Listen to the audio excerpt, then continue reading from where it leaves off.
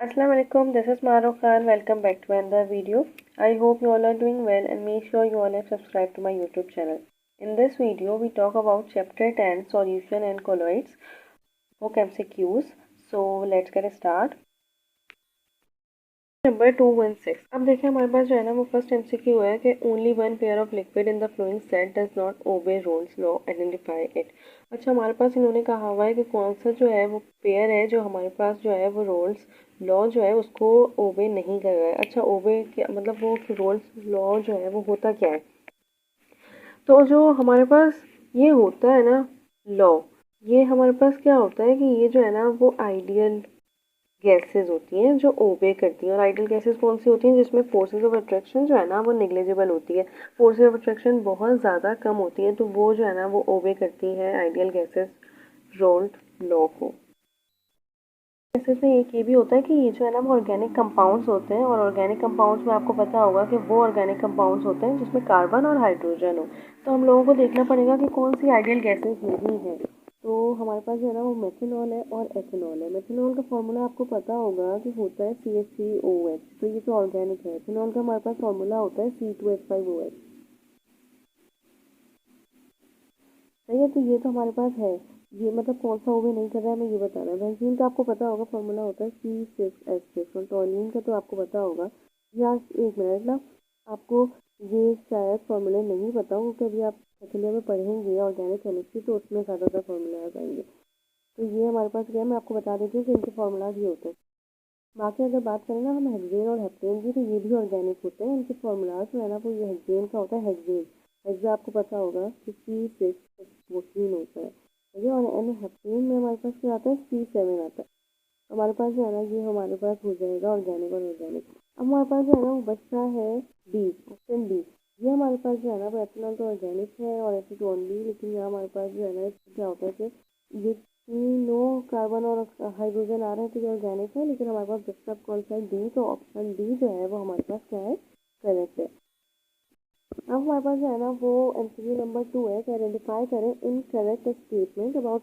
हमारे पास जो है ना है कि कोलाइडल सॉल्यूशन में हमारे पास कौन सी इनकरेक्ट है।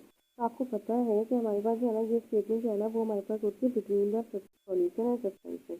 ये हमारे पास क्या है कि हमारे पास इसकी जो ये ना टिंडल इफेक्ट को शो करता है। टिंडल इफेक्ट क्या होता है, हमारे पास जो है ना वो कोलाइडल जो सॉल्यूशन होगा ना उसकी लाइट हम स्कैटर करेंगे तो हमारे पास जो है ना वो रोशनी चमकेगी, तो उसको हम कहते हैं। ये जो है ना वो शो करता ही है। जब हम लोग अगर हम लोग बात करें सॉल्यूशन की, तो सॉल्यूशन से जब हम इलेक्ट्रिसिटी को इलेक्ट्रिसिटी बोल रहे हैं लाइट को जब हम स्कैटर करवाते हैं ना तो वो शो नहीं करता। टिंडल इफेक्ट मतलब वो चमकता नहीं है। तो ये हमारे पास है।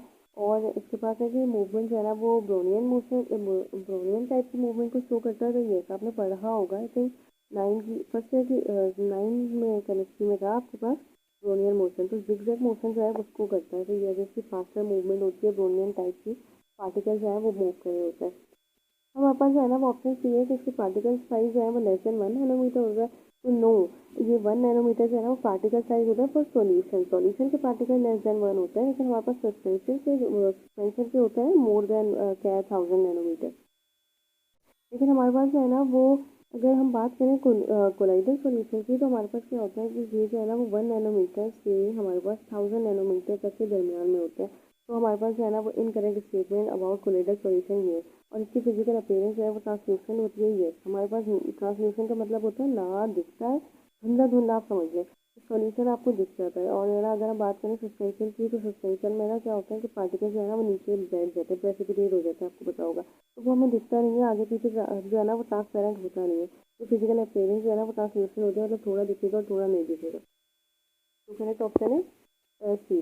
अब हमारे पास जो है ना एमसीक्यू नंबर 3 है कि effect of pressure change play significant role in the solubility of. तो आपको पता होगा कि हमारे पास जो है ना वो इफेक्ट ऑफ प्रेशर जो है वो सिर्फ सिर्फ गैस इनटू लिक्विड पे जो है वो प्ले रोल करता है। क्यों? क्योंकि हमारे पास क्या होता है कि गैस इनटू सॉलिड और लिक्विड इनटू गैस इससे कोई भी प्रेशर इफेक्ट नहीं करता। लेकिन क्या होता है कि गैस इनटू लिक्विड में कैसे, आपने देखा होगा कि जब कोल्ड ड्रिंक्स को ले लें, कोल्ड ड्रिंक की एग्जाम्पल बहुत अच्छी है कि उसमें ना हमारे पास क्या होता है कि लिक्विड में गैस को भर दिया जाता है। तो क्या होता है कि उसमें जो है ना प्रेशर के साथ भरा जाता है, बहुत ज़्यादा प्रेशर के साथ भरा जाता है। तो उससे क्या होता है कि प्रेशर का जो है ना वो प्रेशर इफेक्ट कर रहा होता है गैस इनटू लिक्विड सॉल्यूशन में। तो उसकी सॉल्युबिलिटी में, तो हमारे पास जो है ना ये करेक्ट आंसर जो है वो सी होगा। अब हमारे पास जो है ना वो एमसीक्यू नंबर 4 है, which is not a qualitative property. Qualitative मतलब होता है कलेक्शन, कलेक्शन ऑफ जो सारी की सारी जो कलेक्शन होती है ना, उसको हम कहते हैं कि कौन सी प्रॉपर्टी है या नहीं है। प्रॉपर्टीज, क्वालिटेटिव प्रॉपर्टीज वो होती हैं जो सॉल्यूट, नंबर ऑफ सॉल्यूट जो है ना उस पर डिपेंड करते हैं, नंबर ऑफ पार्टिकल जो सॉल्यूट के जितने होंगे ना उस पर ये प्रॉपर्टी डिपेंड करती है। तो है ना इसके क्या होता है हमारे पास कि वेपर प्रेशर जो है ना वो लो करता है, तो ये भी इसकी ही प्रॉपर्टी है। एलिवेशन का मतलब होता है बॉइलिंग पॉइंट का बढ़ जाना। जैसे अगर हम लोग वाटर का बॉइलिंग पॉइंट कितना होता है, 100 होता है, उसमें अगर हम सॉल्ट डाल दें ना, आपकी बुक में बहुत अच्छी एग्जांपल दी हुई है कि हम अगर जो है वो बॉइलिंग पॉइंट वाटर का लें और मतलब एग लें, एग को हम कर रहे हैं बॉइल, तो वो 100 सेल्सियस पे होगा। लेकिन अगर हम एग में हम थोड़ा सा सॉल्ट डाल दें ना, तो क्या होगा कि उसकी बॉइलिंग पॉइंट जो है ना वो बढ़ जाएगी। तो एलिवेशन का मतलब होता है बढ़ जाना। तो एलिवेशन इन बॉइलिंग पॉइंट के उसकी आपने देखा होगा क्या आप डालती हैं आपकी मदर्स वगैरह, अगर अंडे में क्या है वो डालते हैं सॉल्ट पानी में जब बॉईल कर रहे होते हैं, तो वो जल्दी हो जाता है। क्यों? क्योंकि वो जो है ना उसकी बॉइलिंग पॉइंट को बढ़ा देता है और बॉइलिंग जो है ना वो अंडा जल्दी बॉईल हो जाता है। अगर हम बात करें डिप्रेशन इन फ्रीजिंग पॉइंट, मतलब फ्रीजिंग पॉइंट में कम हो जाना, वाटर फ्रीज कब होता है, 0 सेल्सियस पे होता है। तो आप हम क्या करेंगे कि हम लोग जो है ना वो जो आइस में सॉल्ट डाल देते हैं, सही है, तो उसमें क्या होगा कि उसकी फ्रीजिंग पॉइंट जो है ना वो कम हो जाएगा। तो ये भी जो है ना वो कोलिगेटिव प्रॉपर्टी होती है, लेकिन एटमॉस्फेरिक प्रेशर जो है वो कोलिगेटिव प्रॉपर्टी नहीं होती है। सो करेक्ट आंसर जो है ना वो डी होगा। लाइक आप लोगों की बुक में ना कोलिगेटिव प्रॉपर्टीज़ का दिया हुआ भी है, और इसमें ना ये देखो, हाँ मैं आपको ये दिखा देती हूँ, ये इसकी लाइट सोर्स पड़ रही है तो सॉल्यूशन में नहीं हो रहा है, चमक नहीं रहा है, लेकिन कोलाइड में जो क्या होगा हमारे पास टिंडल इफेक्ट हो रहा है, क्योंकि वो शो कर रहा है एलिमिनेशन को, एल्यूमिनेट कर रहा है, चमक रहा है, लाइट बीम जो है वो चमक रही है। चौथा हमारे पास ऑस्मोटिक प्रेशर होता है। अगर वहाँ एटमॉस्फेरिक प्रेशर की जगह ऑस्मोटिक प्रेशर दिया होता है ना, तो फिर हमारे पास वो चारों सही होते हैं। लेकिन हमारे पास जो है ना वो कोलिगेटिव प्रॉपर्टी में वहाँ कहा हुआ है एटमॉस्फेरिक प्रेशर। क्या क्या होता है, depression of freezing point, elimination of boiling point, हमारे पास ऑस्मोटिक प्रेशर, और एक और होता है जो हमारे पास जो है वो लोअरिंग ऑफ वेपर प्रेशर होता है। तो ये जो है ना वो हमारे पास कोलिगेटिव प्रॉपर्टीज़ की एग्जाम्पल होती है। Option is D. अब हमारे पास जो है ना वो 5 है कि according to Raoult's law the relative lowering of vapour pressure is equal to, ये पूरी एक लाइन है वेपर क्या लॉ की, कि जो वेपर प्रेशर जो है ना वो इक्वल होता है हमेशा हमेशा मोल फ्रैक्शन ऑफ सॉल्यूट के। मैं आपको दिखा भी देती हूँ। एट दिस हमारे पास क्या है कि 207 पे हमारे पास दिया हुआ है पेज नंबर पे, कि जो है ना वो स्टेट करता है कि लोअरिंग ऑफ वेपर प्रेशर जो है वो डायरेक्टली प्रोपोर्शनल होता है मोल फ्रैक्शन ऑफ सॉल्यूट के। इसका क्या मतलब होता है कि हमारे पास यहाँ बहुत अच्छी एग्जांपल दी हुई है कि जितना भी सॉल्वेंट होगा ना वो हमारे पास मतलब सॉल्वेंट क्या, पानी, बिल्कुल प्योर वाटर है, और वो वेपर्स को है ना डाल रहा है, और उसमें उतना ही प्रेशर के साथ जो है वो डाउनवर्ड हो रहा है, मतलब उतना ही वेपर प्रेशर बढ़ रहा है। जितना प्योर सॉल्वेंट होता है उसका वेपर प्रेशर उतना ज़्यादा होता है।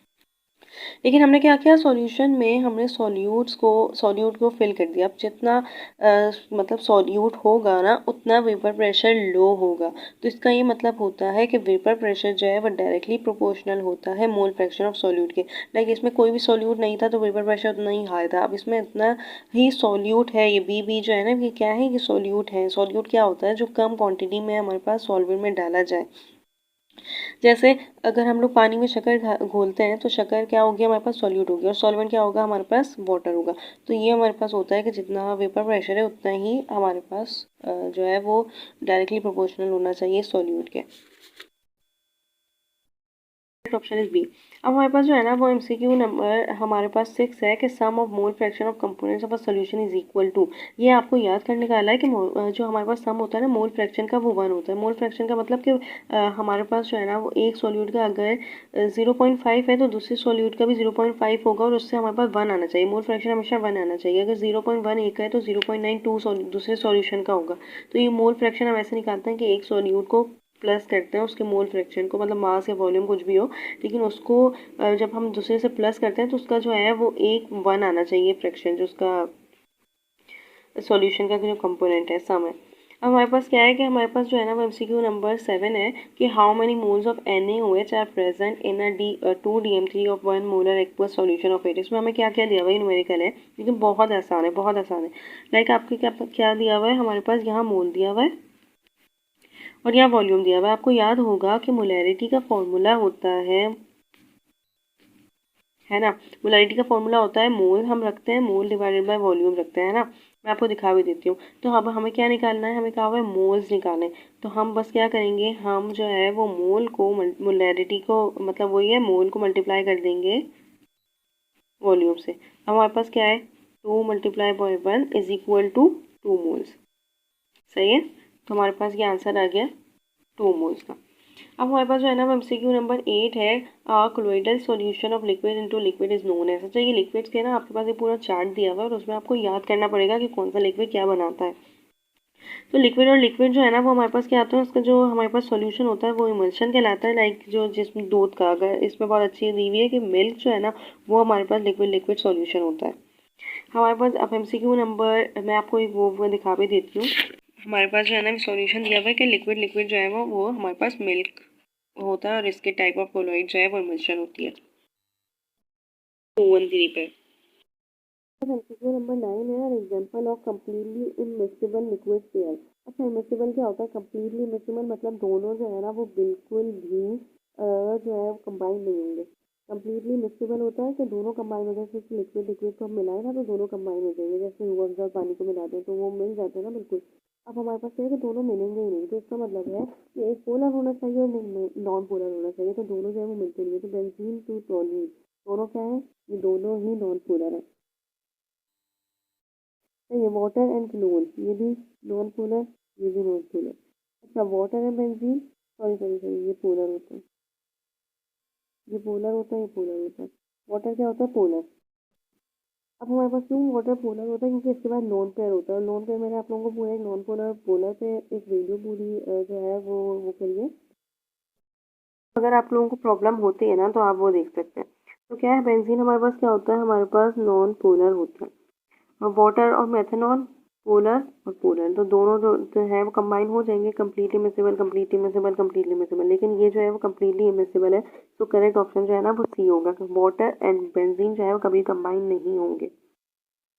अब हमारे पास जो है ना वो एमसीक्यू नंबर 10 है, अ 15% WWKOH solution can be prepare by mixing 15 gram of KOH। ये बहुत ईजी है, बहुत ईजी है। लाइक हमारे पास क्या होता है कि 100% सॉल्यूशन होना चाहिए। अगर हमारे पास इन्होंने कहा हुआ है कि एक सॉल्यूशन प्रिपेयर हुआ है और 15% उसमें KOH है, पोटेशियम हाइड्रोक्साइड है, तो हमारे पास जो है वो सॉल्यूशन का कितना होना चाहिए, वाटर। तो याद रखें कि 100 से -15 कर दें तो कितना आया, 85। तो 85 वाटर हमारे पास ग्राम, 85 ग्राम वाटर है।